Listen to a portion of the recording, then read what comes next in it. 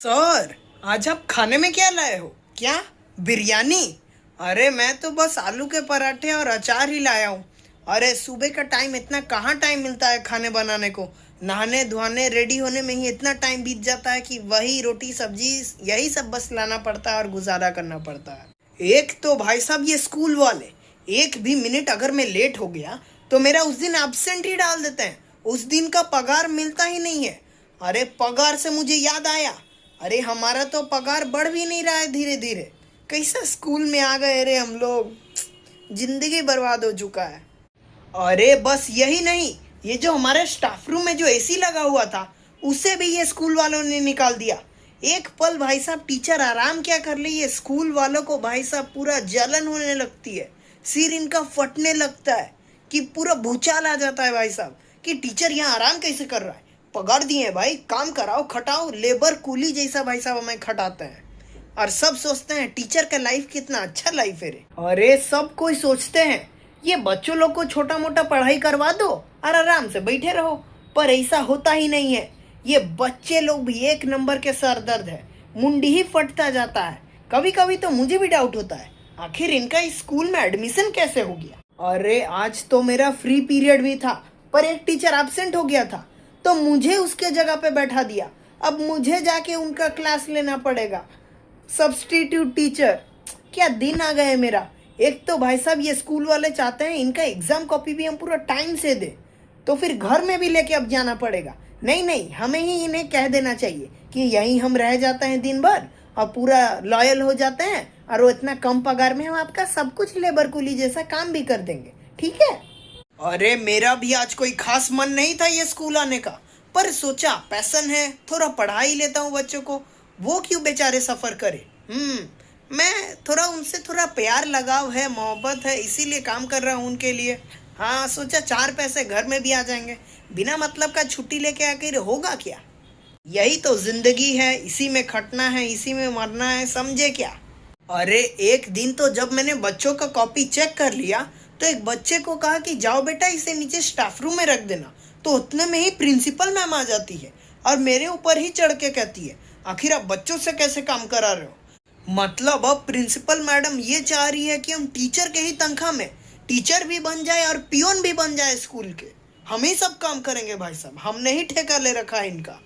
अरे ये गरीब स्कूल तो एक दो पियोन भी नहीं रख सकता है, एक दिन पता चला हमें ही गरीब बना देगा, पैसा ही खा जाएगा हमारा। मुझे तो अब शक भी हो रहा है इस हरकत के ऊपर।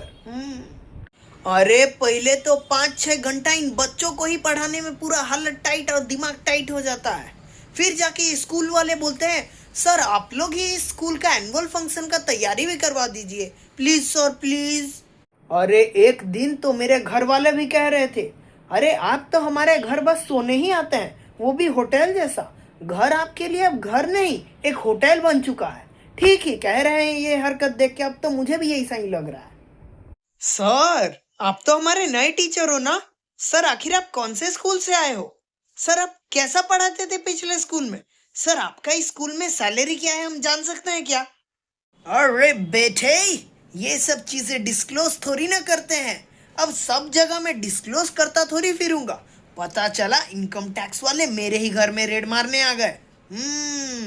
अरे मैं तो वो शख्सियत हूँ जिसका सैलरी रिवील आज तक हुआ ही नहीं। भले ही यूट्यूबर लोगों का हो जाता होगा रिवील, उनका तो खैर बहुत कुछ रिवील होता है, वो सब छोड़ो। अरे मैं तो वो शख्सियत हूँ जिसे इस पैसे से फर्क ही नहीं पड़ता है। अरे टीचिंग मेरा पैशन है, पैशन, इसीलिए पढ़ा रहा हूँ। पैसा धूल है यार, मैल है, इसे उड़ा डालूंगा। फेंको पैसा, पैसा मेरे पास है भाई साहब, पैसा मैं ही मैन्युफैक्चर करता हूँ। अरे कभी कभी तो ऐसा लगता है जग सोना सोना लागे। इतना पैसा जो है क्या करूंगा मैं, वो तो अब मेरे को भी समझ में नहीं आ रहा है। और आप यहाँ रिसेस में बैठ के यहाँ स्टाफ रूम में खा रहे हो? अरे सब टीचर तो जब मन तब खा लेते हैं, जब उन्हें भूख लगता है तभी भूखड़ लोग खोल के खा लेते हैं, और आप रिसेस का फॉलो भी कर रहे हो, पूरा नियम कानून। अरे बेटा मैं क्या बताऊं, मेरा पुराना स्कूल ही ठीक था, कम से कम खाने पीने का तो वहाँ व्यवस्था ठीक था। यहाँ तो पागल टीचर लोग वो भी नहीं कर रहे हैं। खड़ा खड़ा तो मेरा पैर ही दुख गया है, आखिर इस क्लास में चेयर टेबल और सीट कहाँ है टीचर के लिए। सर, यहाँ पर सारे टीचर्स खड़े होकर ही पढ़ाया करते हैं, बैठ के नहीं। अच्छा, ऐसा क्या? अरे, मैं तो पुराने स्कूल से इस नए स्कूल में इसलिए आया क्योंकि थोड़ा बहुत पैसा एक्स्ट्रा भी तो मिल जा रहा है ना।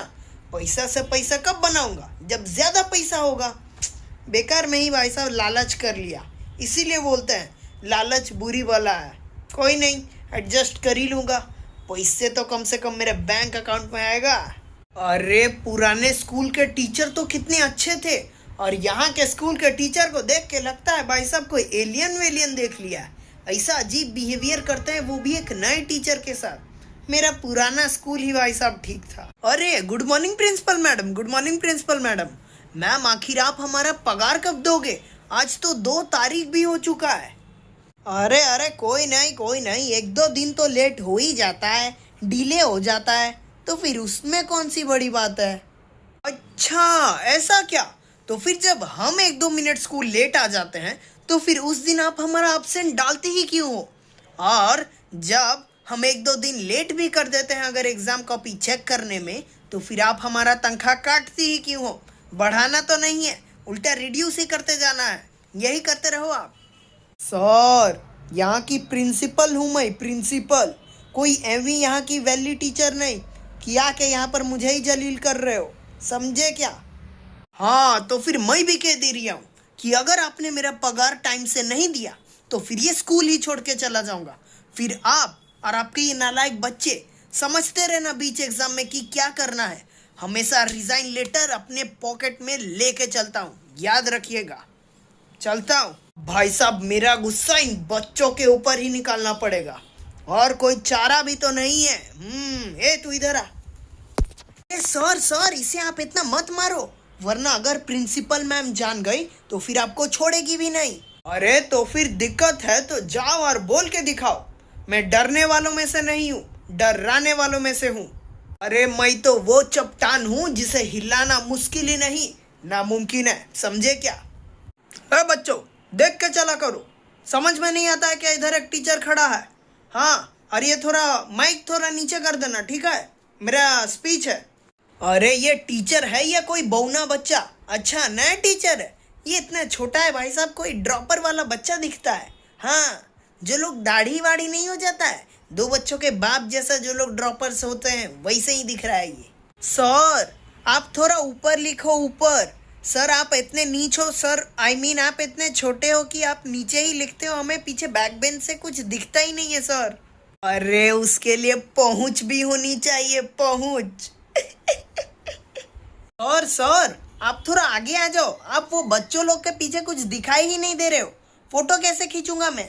चलो, कुछ तो फायदा हुआ। छोटे हाइट के चलते कम से कम मैं आगे तो खड़ा रहता हूँ, वरना वो भी नसीब नहीं होता भाई साहब मेरे जिंदगी में।